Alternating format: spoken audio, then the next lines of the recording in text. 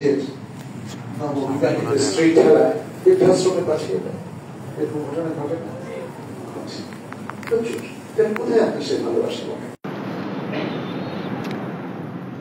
বাবা মায়ের প্রতি সন্তানের ভালোবাসা এটা অনেকটাই ক্ষণস্থায়ী এবং সময় সাপেক্ষে। আমরা কত সন্তানকে দেখলাম বাবা মা তাদের জীবনের সব টাকা দিয়ে তাকে হয় কোনো ইউরোপিয়ান স্কুল কিংবা কলেজ ইউনিভার্সিটিতে পড়িয়েছে, অথবা নর্থ আমেরিকান কোনো, এটাকে আর ভেঙে বললাম না। এই জন্যে অনেক সন্তান যারা ওয়েস্টার্নে থাকে, বাবা মা মারা গেলেও তাদের অন্তরটা তো অলরেডি মরেই গেছে, আর ভালোবাসা অনুভব করে না। বলে যে তোমরা তার সৎকার করে দাও, দাফন করে দাও, সময় নাই, আমি ব্যস্ত। তোমরা জানো ওয়েস্টার্ন লাইফ কত বিজি লাইফ। কিন্তু সত্যিকারের ভালোবাসা এই জন্য আপনি মুসলিমদের মধ্যেই পাবেন। মুসলিমদের সে ভালোবাসা যে তার স্রষ্টার দেয়া দায়িত্বগুলো, তার রবের ইলাহের দায়িত্বগুলো ভুলে যায়, তার মধ্যে কিন্তু নানা ধরনের পরিবর্তন ঘটবে। এজন্যে মুসলিমরা তাদের দ্বীনের উপর যদি সঠিক থাকতে পারে, তাহলে দেখবেন তার দায়িত্বটাও সঠিকভাবে পালন হয়। তার সেন্স অফ আমানা, সেন্স অফ রেসপন্সিবিলিটি, যেটাকে আমরা বলি দায়িত্ববোধ, এটা তার বেড়ে যায় এবং এটা তার ইনটেক থাকে, টু দ্য পয়েন্ট থাকে। আপনি নিজেও দেখবেন, আপনি যত দুনিয়াদার হবেন, লোভী হবেন, সুদ ঘুষের মধ্যে আক্রান্ত হবেন অথবা দুর্নীতিবাজ হবেন, আপনার মধ্যে সেন্স অফ রেসপন্সিবিলিটি আর প্রয়োজনীয় পরিমাণে থাকবে না। তখন কি করবেন আপনি? আপনি সালাদটা প্রথমেই ত্যাগ করা শুরু করবেন, ঠিকমতো সালাদ পড়বেন। একটা সময় সালাদ আর পড়বেনই না। আপনি সিয়ামটা ঠিকমতো রাখবেন না, আল্লাহর হকের মধ্যে প্রথম আপনার ঘাটতি দেখা দেবে। আল্লাহর হকের মধ্যে ঘাটতি দেখা দেওয়ার পরে এরপরে বান্দার হকের মধ্যে আপনি ঘাটতি করবেন। তখন আপনার মনে হবে, ইস, পৃথিবীর সব টাকাটা যদি আমার হতো। হ্যাঁ, এরকম আরো অনেক সব অসৎ চিন্তা আপনাকে পেয়ে বসবে, আপনি সেগুলোকে এনজয় করবেন। অনেক মানুষ রাখেন, নিজেকে দুর্নীতিমুক্ত রাখেন, ভালো রাখেন। আল্লাহ এবং আল্লাহর বান্দাদের প্রতি আপনার যে দায়িত্ব, সে দায়িত্ব যদি আপনি পালন করেন, তাহলে তো ঘুষ খাওয়া যাবে না, সুদ খাওয়া যাবে না, মানুষের সাথে অভদ্র আচরণ আপনি করতে পারবেন না। আপনার মনের মধ্যে যে ভালোবাসাটা তৈরি হয়, আপনি যদি একজন সজ্জন থাকেন, তখন পৃথিবীর সব মানুষ সে ভালোবাসার অংশীদার হয়ে যাবে। কারণ আপনি কারোর প্রতি ইনসাফ এর বিপরীত কাজ করবেন না, কারোর প্রতি আপনি জুলুম করবেন না। এভাবেই মুসলিম ব্যক্তি সত্তা গড়ে ওঠে according to the Quran and সুন্নাহ। আমাদের এলেমের সাথে বেশি সম্পর্ক দরকার, আবেগের সাথে না। আজকে মুসলিমদের ভরাডিবি ঘটছে তো এই কারণে, প্রত্যেকটা জায়গায় এলেমের ধার ধারছে না। যে কোনো কথা সে ইউটিউবে বলে ফেলে, বক্তৃতায় বলে ফেলে, কিন্তু তার এলেম নাই। আপনি তো কোরআন সুন্নাহর বিপরীতে গিয়ে কোরআন সুন্নাহর ফলাফলটা পাবেন না, এটা বুঝতে হবে। আমরা বলছিলাম সন্তানরা আমাদের কাছে আমানত। ইসলাম দেখেন একদম শুরু থেকেই তাদের প্রতি, তাদের তারবিয়াতের প্রতি আমাদের দৃষ্টি আকর্ষণ করেছে। আপনি বিবাহ থেকেই শুরু করতে হবে আপনাকে। আপনি যদি ছেলে হন, আপনাকে আজ-জাওজা আস-সালেহা, একজন ভালো নারী স্ত্রী হিসাবে পেতে হবে। আর আপনি যদি মেয়ে হন, তাহলে আপনার অভিভাবক শুদ্ধ আপনাকে ট্রাই করতে হবে যেন একজন দিনদার আখলাকি পেটে আসবে। তখন থেকেই আপনাকে কিন্তু তারবিয়াতের কাজটা করতে হবে। আপনি কোরআন শোনা বেশি বাড়িয়ে দেবেন, তারপরে শরীরের যত্ন দেবেন, গর্ভস্থ সন্তান যাতে ক্ষতিগ্রস্ত না হয় সেদিকে খেয়াল রাখবেন, ইত্যাদি আরও অনেক ইনস্ট্রাকশন এখানে আছে।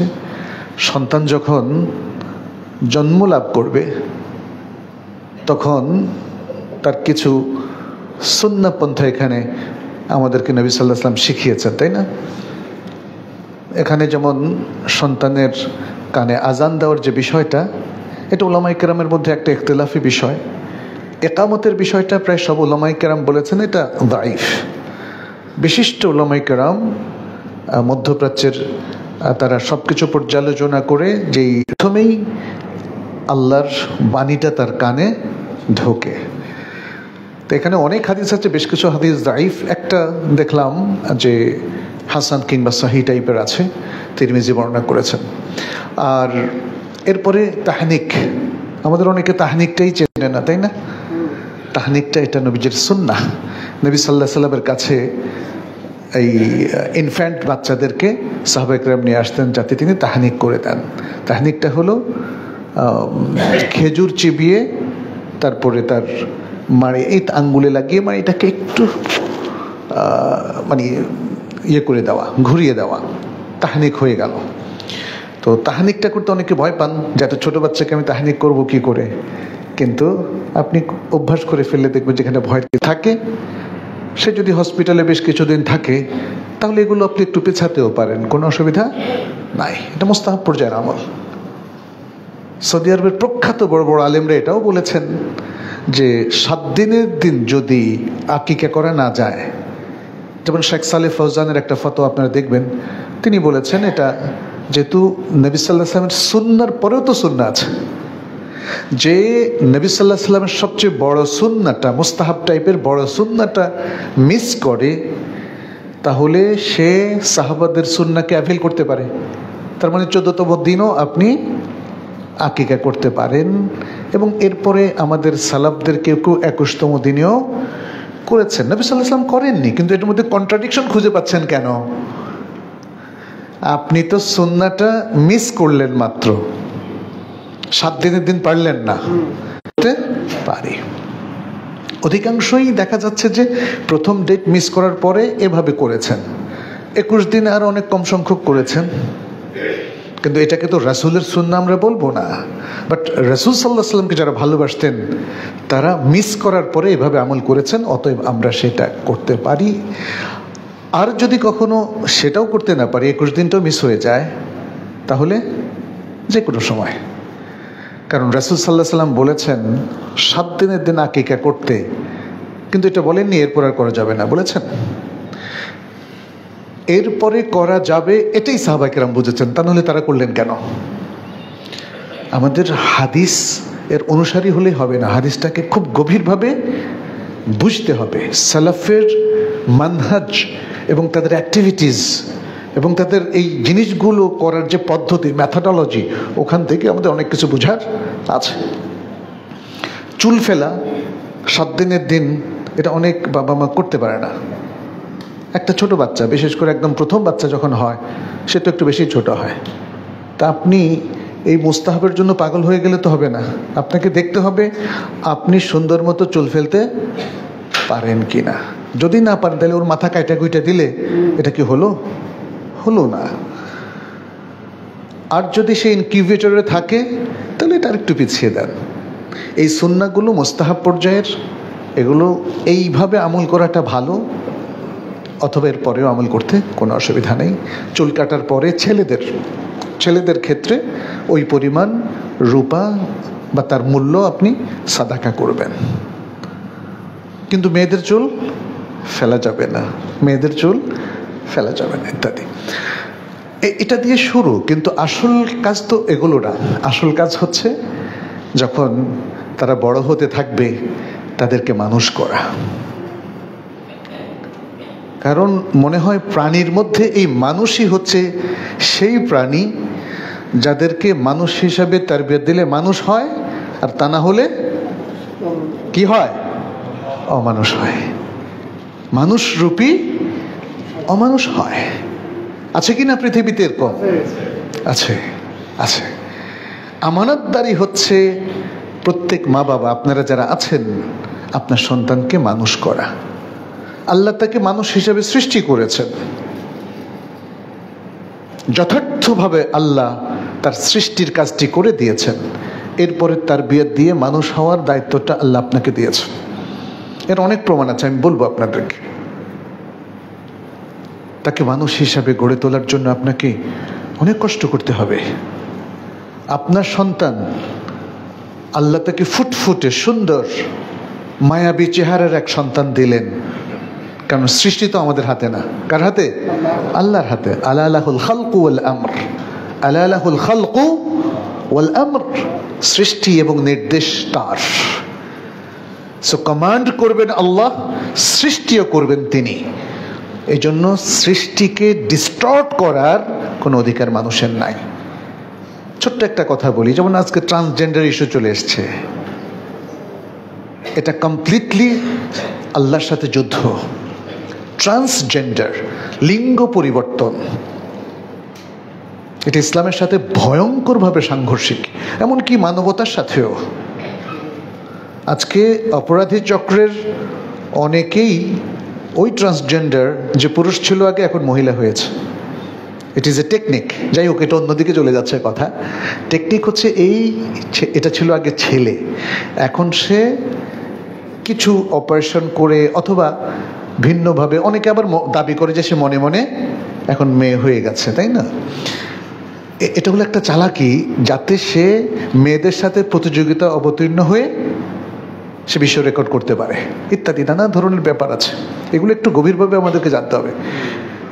এই ব্যাপারগুলো যদি নাও থাকে, তবুও এটা সৃষ্টিকে পরিবর্তন। যে জেন্ডার আল্লাহ দিয়েছেন, এটাকে আপনি পরিবর্তন করার অধিকার নেই। তবে যাদেরকে আমরা খুনসা বলি, এরা ট্রান্সজেন্ডার না, কিন্তু এদেরকে আমরা কি বলি? বাংলায় হিজড়া বলি। তবে আরও একটু ভালো কোনো শব্দ হলে ভালো হতো।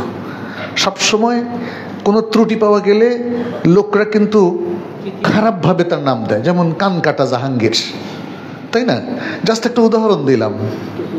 মানে লোকজন কিছু একটা ত্রুটি পেলে তাকে খুব বাজে নাম দেয়, এটা ঠিক না। এখন যারা হিজড়া, তাদের তো একটু কমপ্লিকেশন আছে। আরবিতে তাদেরকে বলা হয় খুনসা। হ্যাঁ, কয়েক ধরনের খুনসা আছে।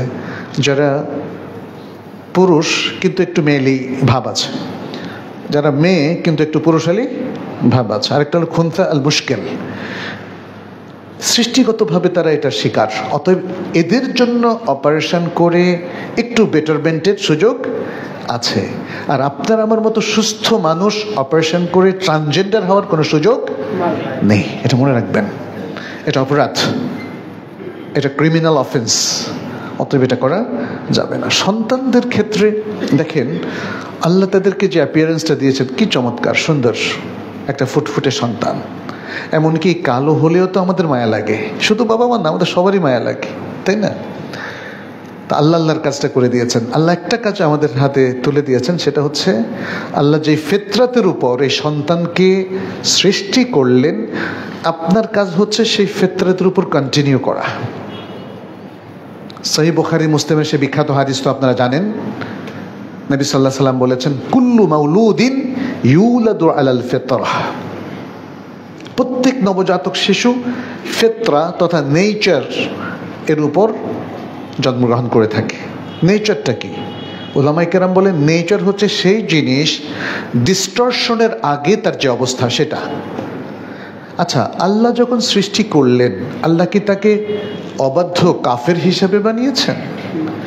আল্লাহ কি তাকে জীবনের প্রথম দিক থেকে পাপী করে দিয়েছেন? এটা কি কোনো নবজাতক শিশু, ছেলে অথবা মেয়ের ক্ষেত্রে এটা ঘটেছে? ঘটেনি। সে যেহেতু আল্লাহর সৃষ্টি, স্বাভাবিকভাবেই আল্লাহর প্রতি একটা আকর্ষণ, আল্লাহর প্রতি একটা বিশ্বাস তার সহজাত থাকবে। এই যে সহজাত স্বভাবটা, এটাই হলো ফিতরাহ। অতএব উলামায়ে কেরাম জোর করে এই শব্দটার উপর ইসলাম কথাটা এমনি চাপিয়ে দেননি। এটা চাপিয়ে দেওয়ার ব্যাপার না। মানুষের সহজাত স্বভাব হলো যে তাকে ক্রিয়েট করেছে তার স্বীকৃতি দেওয়া, তাওহীদের স্বীকৃতি দেওয়া, এটা হলো ফিতরাহ। আর পৃথিবীতে একটাই রিলিজিয়ন আছে যেটা তাওহীদের স্বীকৃতি দেয়, সেটা হলো ইসলাম। অন্যরা কোনো না কোনোভাবে নাস্তিকতা অথবা পৌত্তলিকতা অথবা কুফরির সাথে সম্পৃক্ত, সবগুলো অন্য সকল ধর্মই। তো এটা কোনো আক্রমণাত্মক কথা না, ইট ইজ দ্য রিয়ালিটি, তাই না? আপনাকে তো অ্যাসেস করতে হবে। পৃথিবীতে এখন অধিকাংশ জায়গাতেই আপনি দেখবেন খারাপের রাজত্ব চলছে। খারাপ, এটা তো রিয়ালিটি। যারা খারাপভাবে রাজত্ব করছে তাদের কষ্ট লাগবে, তারা হয়তো রিয়্যাক্ট করবে, তারা রিয়্যাক্ট করুক আর যাই করুক, but this is the reality. তো এক্ষেত্রে আমরা যেটা বলতে চাচ্ছি, তাহলে আল্লাহ রাসূল সাল্লাল্লাহু আলাইহি ওয়াসাল্লাম বলছেন প্রত্যেক নবজাতক শিশু ফিতরাতের উপর, অর্থাৎ তার সহজাত প্রবৃত্তির উপর, অর্থাৎ তাওহীদের উপর সে জন্মগ্রহণ করে। তাওহীদের ঈমান, আকীদা, বিশ্বাস নিয়ে সে জন্মগ্রহণ করে, এটা তার সহজাত জিনিস। এখন মা বাবার দায়িত্বটা কি? মা বাবার দায়িত্ব হচ্ছে আল্লাহ যে সহজাত প্রবৃত্তির উপরে, স্বভাবের উপর তাকে সৃষ্টি করলেন, আপনি সেটাকে নারিশ করবেন, সেটাকে ধরে রাখবেন। কোনো মা বাপ কি তার কোনো সন্তানের বলে যে দুটো চোখ দরকার কি, একটা চোখ দরকার, একটা চোখ ঘুটে নষ্ট করে দাও, করে এটা? দুটো কানের দরকার কি, একটা কান নষ্ট করে দাও, করে এটা? এত মানে দেখেন, আপনি কিন্তু তার শারীরিক সব কিছুকেই প্রচণ্ড রকম তাকে সেবা যত্ন করে গড়ে তুলছেন, কিন্তু তাওহীদের ব্যাপারটা, ফিতরাতের ব্যাপারটা কেন ইগনোর করছেন? আপনার উচিত তাকে যেন ফিজিক্যালি যেভাবে তাকে গড়ে তুলছেন, তার ফিতরাত এবং তাওহীদটাকেও সেভাবে আপনার তারবিয়াত এবং এডুকেশনের মাধ্যমে গড়ে তোলা। তাহলে আমানতদারিটা পালন হবে, তাহলে আমানতদারিটা পালন হবে। ফিতরাতের উপর মানুষকে গড়ে তোলার জন্য একটা প্ল্যান প্রোগ্রাম লাগবে, সেটাই হচ্ছে রেসপন্সিবিলিটি, সেটাই হচ্ছে আমানতদারি। দেখেন হাদিসের শেষে কি বলেছেন নবী সাল্লাল্লাহু আলাইহি ওয়াসাল্লাম? বলেছেন ফাআবাওয়াহু ইউহাউইদানিহি আও ইউনাসসিরানিহি আও ইউমাজ্জিসানিহি। তার বাবা মায়ের পরে তাকে তার ফিতরাতটা পরিবর্তন করে দেয়। কেউ ফিতরাত পরিবর্তন করে তাকে ইহুদি বানিয়ে দেয়, কেউ ফিতরাত পরিবর্তন করে তাকে নাসারা বানিয়ে দেয়, কেউ ফিতরাত পরিবর্তন করে তাকে অগ্নি উপাসক কিংবা পৌত্তলিকে পরিণত করে। আর মুসলিমরা এই ফিতরাতটাকে ধরে রাখে, তারা এই ফিতরাতের উপর ভিত্তি করে তার সন্তানকে গড়ে তোলে। অতএব আপনি যদি মুসলিম হন, মনে রাখবেন আপনি ফিতরাত থেকে সরে গেলে পৃথিবীর কেউই আপনাকে আপন করে নেবে না, ওন করবে না, মনে রাখবেন। এমনকি আল্লাহর বান্দা হবেন, কিন্তু যেহেতু আপনি আল্লাহ, বোঝা যাচ্ছে যে ফুল ওনারশিপ পাওয়ার জন্যে আপনাকে একটা সিস্টেমে যেতে হবে। সেটা হলো কি, আপনার সন্তানকে ফিতরাতের উপর তাকে মানুষ করতে হবে। ফিতরাত থেকে চ্যুত হয়ে গেলে সে তখন অমানুষ হবে। আমি ইহুদিদের কথা বলেছি, আল্লাহ রাসূল সাল্লাল্লাহু আলাইহি ওয়াসাল্লাম যখন এই হাদিসে বললেন বাবা মা তাকে ইহুদি করে, এটা কিন্তু একটা সমালোচনা, একটা ক্রিটিক, বুঝতে হবে। নাসারা করে, এটাও আরেকটা ক্রিটিক। ইহুদিরা আজকে ফিলিস্তিনে কি করছে দেখছেন না? এটা কোনো মানুষ করতে পারে না। ইয়া সালাম, ইয়া সালাম। একটা জাতিকে পুরো নিশ্চিহ্ন করে এখন নাকি তারা সেখানে জনবসতি তৈরি করবে আর দখল করবে। ভাবা যায় সেটা? কোনো মানুষের পক্ষে এটা সম্ভব? অতএব বিষয়গুলো নিয়ে কিন্তু আমাদের ভাববার বিষয় আছে।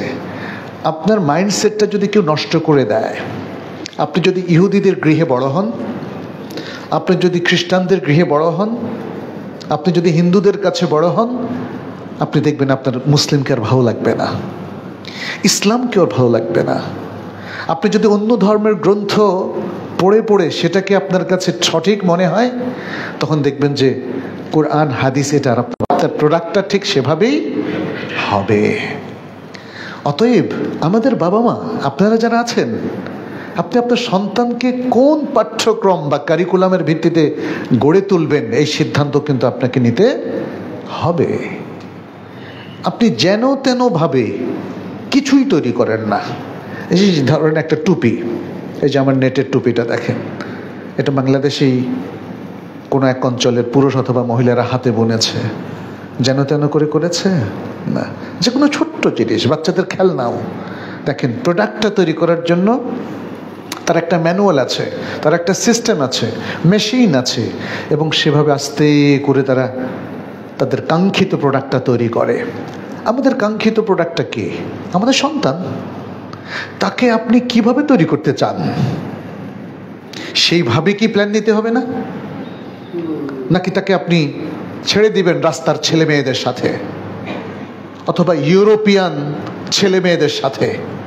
কিংবা আমেরিকান ইউনিভার্সিটির ছেলে মেয়েদের সাথে আপনি ছেড়ে দিবেন, ওখানে কি সে ইসলাম শিখবে? ওখানে কি সে আখলাক শিখবে? ওখানে যে সে সবাইকে ওপেন দেখে, ফ্রি সেক্স দেখে, অশ্লীল দেখে, মেয়েদেরকে অত্যন্ত স্বল্প বসনা দেখে। আপনি ভালোর সাথে থাকলে ভালো হবেন, খারাপের সাথে থাকলে ভালো হওয়াটা খুব রেয়ার। যদি না কোনো স্পেশাল প্রোটেকশন আপনার থাকে আল্লাহর পক্ষ থেকে অথবা আল্লাহর কোনো বান্দার পক্ষ থেকে, আপনি নিজেকে কোনোদিন ভালো করে গড়ে তুলতে পারবেন না। সন্তানকে কিভাবে শিক্ষায় হাতে খড়ি দিয়েছেন? আমি এর আগে একটা আলোচনায় বলেছিলাম, দেখেন, বাবা মা হলো পৃথিবীর সবচেয়ে প্রিয় দুজন মানুষ। আর প্রিয় মানুষের কাতারে কে এক নম্বরে বলেন তো? মা। এখানে কিন্তু আর কোনো বিতর্কের কোনো সুযোগ নাই। কোরআনও বলছে এবং রাসূল সাল্লাল্লাহু আলাইহি ওয়াসাল্লাম হাদিসে বলছেন, বরং হাদিসে তিনি আরও ক্লিয়ার করে দিয়েছেন মায়ের পজিশন প্রথম 3 বার।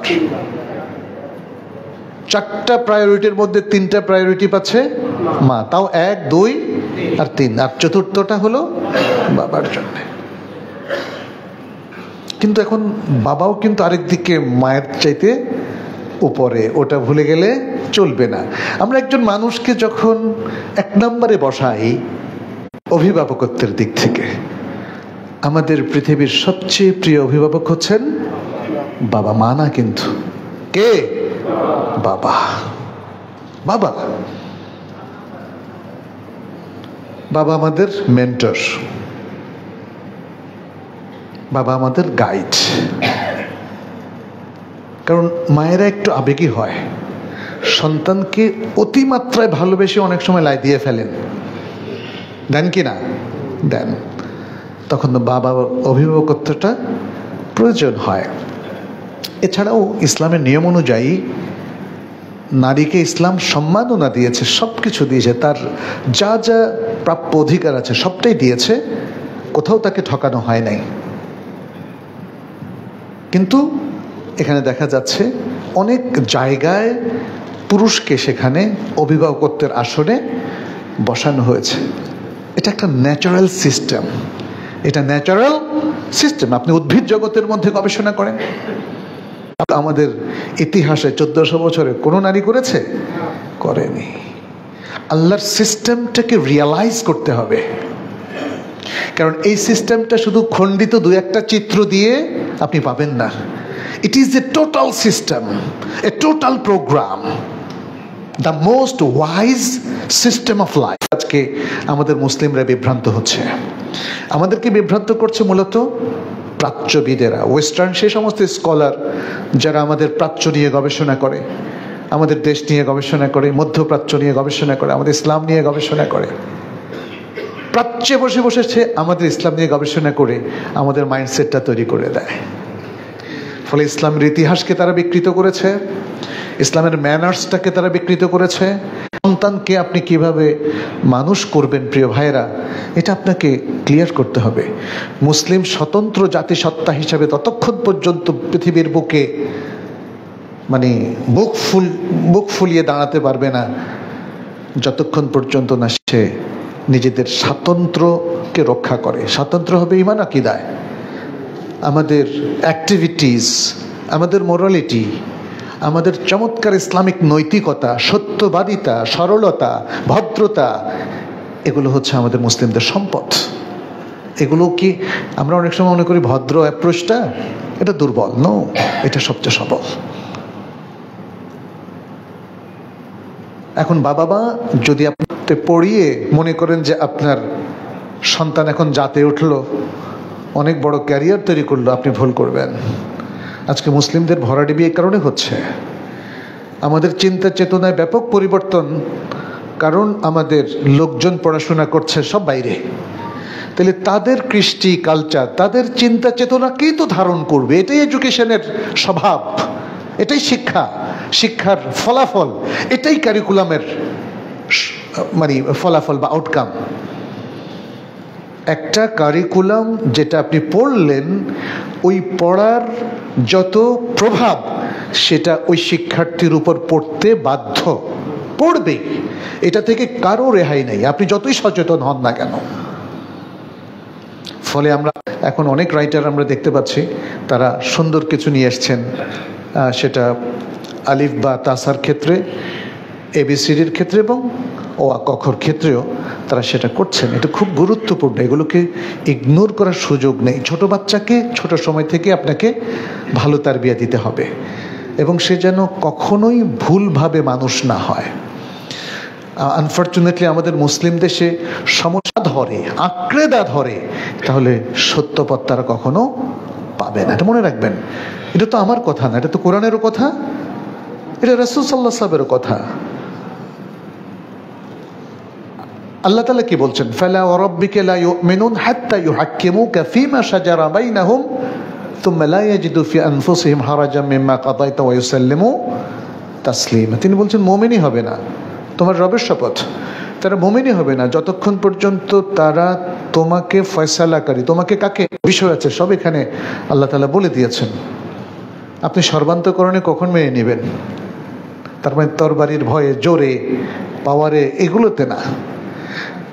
কয়েকটা কথা। প্রথমত মেনে নেওয়া ফয়সালাকারী হিসেবে। নবী সাল্লাল্লাহু আলাইহি সাল্লাম আমাদের মেন্টর, আমাদের রোল মডেল, মেন্টর। তিনি মেন্টরিং করে গেছেন কিয়ামত পর্যন্ত যত মানুষ আসবে, শুধু মুসলিম না, সারা পৃথিবীর সবার মেন্টরিং তিনি করে গেছেন এবং তার এই যে রেখে যাওয়া সুন্নাতটাই হচ্ছে তার গাইডেন্স। এই জন্য আমরা শুরুতেই কি বলি? ওয়া ইন্না খায়রাল হাদি হাদি মুহাম্মাদিন সাল্লাল্লাহু আলাইহি সাল্লাম, দ্য বেস্ট গাইডেন্স। এবং তার যে গাইডেন্স, এটা আমাদেরকে মেনে নিতে হবে এবং আমাদের সন্তানকে এর সাথে কানেক্ট করে দিতে হবে। আমরা অনেকেই মনে করি আধুনিক শিক্ষিত যে কানেকশনের কারণে সে বায়াসড হয়ে যাবে, গোঁড়া হয়ে যাবে। না, গোঁড়া তো এখন যারা হচ্ছে এরা কোরআন সুন্নাহ থেকে দূরে থাকার কারণে গোঁড়া হচ্ছে। কোরআন সুন্নাহ পড়ে কেউ কি গোঁড়া হয়েছে? আবু বকর রাদিয়াল্লাহু তাআলা আনহু, ওমর, ওসমান, আলী, আপনি দেখেন ইসলামের ইতিহাসে যত বড় বড় স্কলার, কারোর মধ্যে কোনো গোঁড়ামি কখনো ছিল না। Because they were connected with the authentic knowledge of Islam. আপনি যখন অথেন্টিক নলেজটা মিস করবেন তখন ওই জায়গাটা দখল করবে বিভ্রান্তিকর কিছু তথ্য এবং কিছু এই যে যেমন যেটাকে আমরা ফ্যাব্রিকেটেড হাদিস বা জাল হাদিস বলি সেগুলো, এবং সেগুলো এসে আমাদেরকে নিয়ে যাবে। যে কদিন আগে দেখলাম লোকজন বলা বলি করছে এই যে একদম অসত্যের প্রলাপ, এটা এটা আসলে তাকে তাম্বি করা দরকার। আর আপনারাও জেনে রাখেন, কারণ হাদিসের মধ্যে কিছু ইন্ডিকেশন আছে যাতে বোঝা যায় যে সমস্ত আত্মীয় স্বজনদের সাথে দেখা সাক্ষাৎ হতে পারে। তাহলে এই কথাটা কিভাবে প্রচার হয়, তাই না? এভাবে যদি আল্লাহ সম্পর্কে মিথ্যা কথা প্রচার করেন তার ফলাফলটা কি? আল্লাহ বলছেন এবং আল্লাহ রাসূল সাল্লাল্লাহু আলাইহি ওয়াসাল্লাম বলছেন আল্লাহ আসমানে আরশের উপর আছেন, আর আমরা তাকে বলছি না আল্লাহ সর্বত্র বিরাজমান। আল্লাহর জ্ঞান সর্বত্র বিরাজমান, আল্লাহর কুদরত, আল্লাহর দৃষ্টি, আল্লাহর শোনা। একটু বুঝতে হবে, বোঝার ব্যাপার আছে। এভাবে শরিয়া নিয়ে একদল মানুষ বলে শরিয়া ইজ ম্যান মেড, কারণ শরিয়া যারা ফিকহবিদ তারা নাকি শরিয়া সৃষ্টি করেছে। অথচ আল্লাহ তাআলা কি বললেন দেখেন, সূরা সম্ভবত আল জাথিয়ার মধ্যে 18 নম্বর আয়াত, ওয়াকাযালিকা জাআলনাকা আলা শরীআতিন মিনাল আমরি ফাত্তাবি'হা। হে রাসূল, এভাবেই আমি আপনাকে একটা শরিয়ার উপর স্থাপন করেছি, অতএব শরিয়াকে অনুসরণ করুন। ওয়ালা তাত্তাবি আহওয়া আল্লাযিনা লা ইয়ালামুন, আর যাদের নলেজ নাই, যারা জানে না, তাদেরকে অনুসরণ করবেন না। প্রিয় ভাইয়েরা, কথা খুব সলিড। এখানে হয়তো প্যারেন্টিংয়ের আরও অনেক সুন্দর সুন্দর ইসলামিক ফর্মুলা আছে, সেগুলো আমাদের জানতে হবে, বুঝতে হবে। কিন্তু আমাদেরকে অবশ্যই আমাদের সন্তানকে আমানত হিসাবে গ্রহণ করতে হবে। এবং একটা জিনিস আপনার কাছে আমানত রাখার পর আপনি যতটা কেয়ারফুলি ওটাকে প্রোটেক্ট করেন, আপনার সন্তানকে ততটা বা তার চেয়ে বেশি কেয়ারফুলি প্রোটেক্ট করতে হবে, এজন্য বকে না যায়। এই যুগের ফিতনা, আমরা শুরুতেই বলেছিলাম ফিতনার কথা, নানা ফিতনায় আমাদের সন্তানরা কিন্তু আক্রান্ত হচ্ছে। আমাদের সন্তানরা সোশ্যাল প্ল্যাটফর্মের ফিতনায় আক্রান্ত হয়েছে, Android phone, tab, gadget culture যেটাকে বলা হয়, ওটার দ্বারা আক্রান্ত হয়েছে। পারছি না আমরা তাদেরকে তুলে নিয়ে আসতে।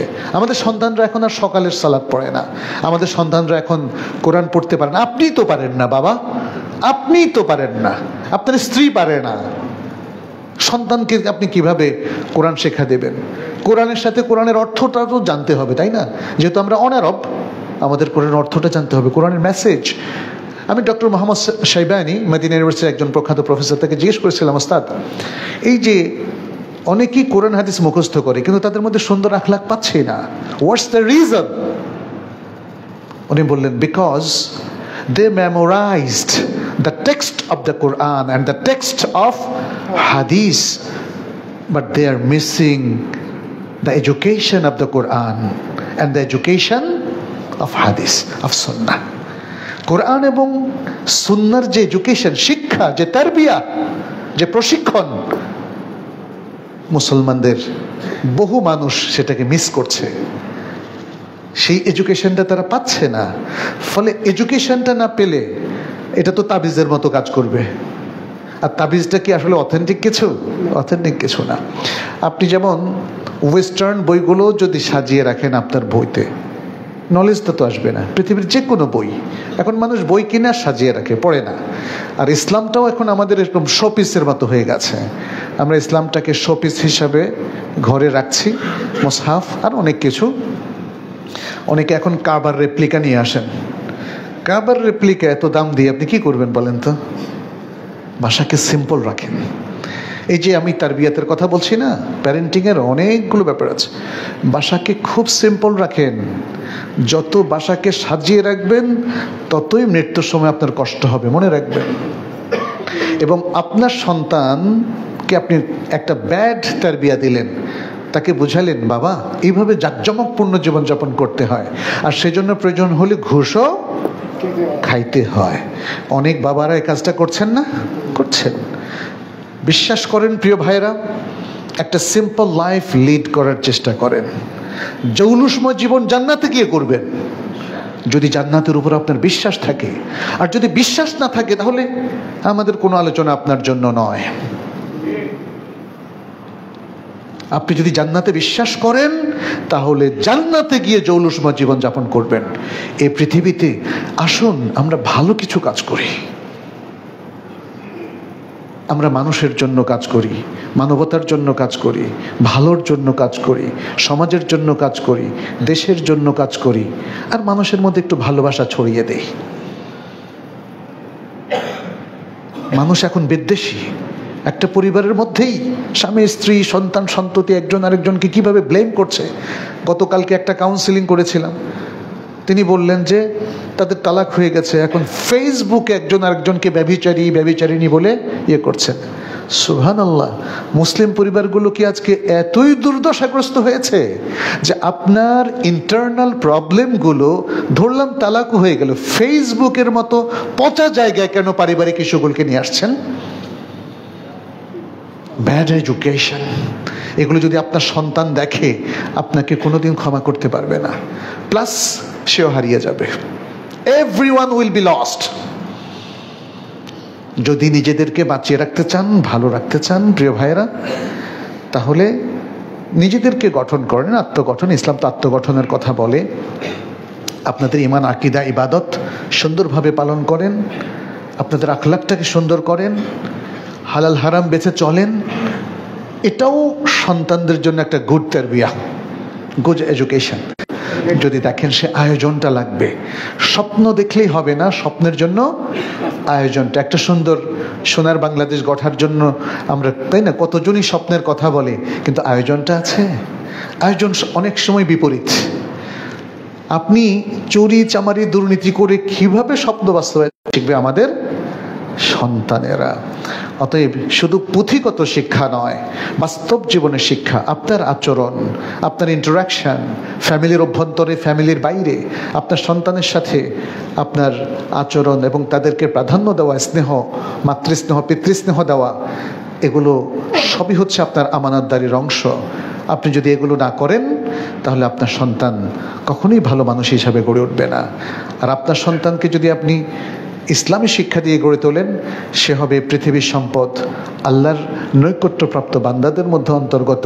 এবং আসহাবি আজমাইন, ইবাদাল্লাহ ইত্তাকুল্লাহ ওয়া কুনু মাআল মুহসিনিন ওয়া কুনু মাআল মুত্তাকিন ওয়াল মুমিনিন আল মুখলাসিন। اللهم تقبل منا إنك أنت السميع العليم وتب علينا إنك أنت التواب الرحيم। عباد الله, আপনাদের প্রতি আবারও সংক্ষেপে একটা ছোট্ট আহ্বান, সেটি হচ্ছে আসুন আমরা বাবা মা হিসেবে আমাদের দায়িত্ব পালন করি। আর বাবা যারা আছেন তারা প্রত্যেকেই একজন ভালো বাবা, আল আব as-সালেহ হওয়ার চেষ্টা করেন। আপনারা কি সূরা কাহফের মধ্যে পড়েন নাই, ওয়া কানা আবুহুমা সালেহা? এবং ইসলামও বলে, এর বাইরে অন্য মানুষকেও আমরা বলতে দেখেছি যে একজন শিক্ষিত প্রশিক্ষিত বিদুষী মা পুরো জাতির কারিগর। সন্তানরা যদি তার হাতে তৈরি হয় তাহলে সেই জাতির সকল মানুষ কিংবা খোলামেলা খারাপ মেয়েদের সব কিছু তারা অনুসরণ করছে। এই অনুসরণের মধ্য দিয়ে কোনো নারী বিদুষী মহিয়সী মুসলিম নারী হতে পারে না। ফলে তাদের হাতে যে জেনারেশনটা তৈরি হবে তারাও ভালো হবে না। ফলে আগে নিজেদেরকে গঠন করুন, একজন ভালো বাবা হন, একজন ভালো মা হন, এবং তারপরে আত্মনিয়োগ করুন আপনার সন্তানকে মানুষ করার জন্যে। কোরআন তো সেই নির্দেশই আমাদেরকে দিয়েছে, নানাভাবে দিয়েছে। তার মধ্যে একটা নির্দেশ হলো কি, ইয়া আইয়ুহাল্লাযীনা আমানু কু আনফুসাকুম ওয়া আহলিকুম নারা। দেখেন, আপনি কোরআনের যেখান দিয়ে পড়েন না কেন, দেখবেন যে আপনি নিজের সাথে রিলেট করতে পারবেন। মনে হবে আল্লাহ সুবহানাহু ওয়া তাআলা কোরআনের প্রত্যেকটা আয়াত আপনার জন্য নাজিল করেছে। তাহলে আপনার কাছে চিঠি আসলে যদি বলেন যে এটা তো চাইনিজ ভাষায় এসেছে, আমি পড়তে পারি না, আমাকে আমার জীবনে চাইনিজ ভাষায় কেউ চিঠি লেখে নাই, আর লিখবেও না মনে করি। ওয়াজিব, এটা আমাদের অনেক বড় বড় আলেমরা বলে গেছেন। এটা ওমর ইবনুল খাত্তাব রাদিয়াল্লাহু তাআলা আনহু থেকে এসেছে। ইমাম ইবনু তাইমিয়া রাহিমাহুল্লাহ বলেছেন, আরবি ভাষা না বুঝলে তো কোরআন বুঝবেন না, কোরআন না বুঝলে তো আল্লাহ আপনাকে কি বলেছেন সেটা বুঝবেন না। আল্লাহ আমাদেরকে তৌফিক দান করুন, সঠিক বুঝ দান করুন। নিজেদের আত্মগঠনের পর যেন সন্তান গঠনে আমরা সর্বাত্মক প্রচেষ্টা করতে পারি, আল্লাহ সে তৌফিক আমাদেরকে দান করুন। আমাদের সন্তানদেরকে ভালো মুসলিম হিসাবে গড়ে ওঠার তৌফিক দান করুন, এবং আমাদের যত সব ভুল বিভ্রান্তি আছে আল্লাহ ক্ষমা করে দিন। আল্লাহ আমাদেরকে মাজিদ তৌফিক দান করুন যেন আমরা আমাদের ঈমান ঠিক রেখে আমল সালেহ করে যেতে পারি। আমরা আমাদের পরিবার, পরিজন, সমাজ, জনপদ, রাষ্ট্র তথা মুসলিম উম্মাহ সবার জন্য যেন সুন্দরভাবে কাজ করতে পারে, আল্লাহ যেন সে তৌফিক আমাদেরকে দান করেন। আল্লাহ যেন আমাদের মধ্যে যারা বিভিন্ন অভাব অনটন সমস্যা জর্জরিত তাদের অভাব অনটন এবং সমস্যা দূর করে দেন, যারা অসুস্থ তাদেরকে সুস্থ করে দেন, আমাদের